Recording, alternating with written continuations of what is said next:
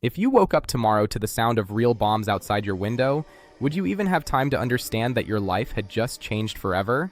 For one young Polish soldier in 1939, that morning was real, and it became the first day of the deadliest war in human history. On September 1st, 1939, Nazi Germany invaded Poland. Those first shots and bombs marked the beginning of World War II. But in this video, we're not looking at the war from maps, dates, and speeches. We're going to see that day through the eyes of one young soldier, a 21-year-old Polish conscript named Jan. This is his story. My name is John. I was 21 years old when the war reached my doorstep. That morning, I woke up to a sound I had never heard so close before. Engines, many of them, growling above the clouds.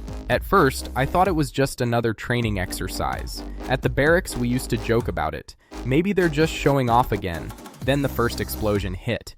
The ground shook, the windows shattered, dust and glass filled the air.